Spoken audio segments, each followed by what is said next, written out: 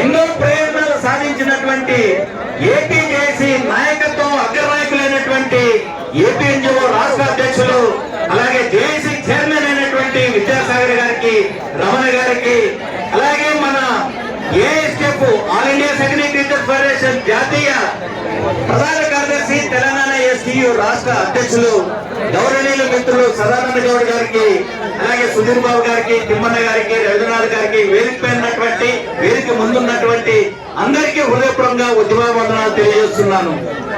మిత్రులారా, ప్రజలకు సేవ చేయడానికి రాజకీయ పార్టీలను స్థాపిస్తారు. అలాగే ఉపాధ్యాయ లోకానికి మేలు చేయడానికి ఉపాధ్యాయ సంఘాలు స్థాపించబడ్డాయి. అవి ఎలా స్థాపించబడ్డాయో కొంతమందికి తెలుసునా, గుర్తు చేస్తున్నాను మిత్రులారా. స్వాతంత్రం రాక పూర్వమే మక్తుమ్ మొయినుద్దీన్ గారి యొక్క ఆధ్వర్యంలో ఎస్టీయూ స్థాపన జరిగితే ప్రభుత్వానికి వ్యతిరేకంగా ఎస్టీయూని మీరు స్థాపిస్తారని నిజాం ప్రభుత్వం సంఘాన్ని రద్దు చేస్తే ఏడాది తిరగక ముందే నిజాం ప్రభుత్వం గడువు వంచి సంఘాన్ని పునరుద్ధరించడమే కాకుండా నిజాం ప్రభుత్వం దగ్గర రికగ్నిషన్ పొందినటువంటి చరిత్రలో నిలిచి ఉన్నది.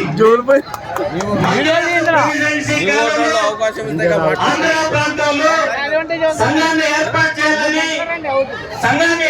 చేస్తే ఆ రోజు బ్రిటిష్ పాలకులు, మద్రాసుకి రాష్ట్రంగా ఉన్నటువంటి బ్రిటిష్ పాలకులు సంఘాన్ని ఏర్పాటు చేస్తారు, టీచర్ల సంఘాలను ఏర్పాటు చేస్తారని సంఘాలు రద్దు చేయలేదు.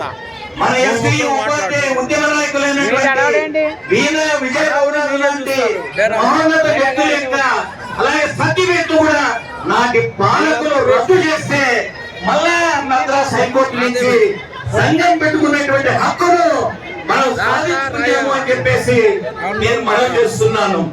సంఘం పెట్టుకోవడానికి నిరోచితమైనటువంటి పోరాటాలు చేసినాం.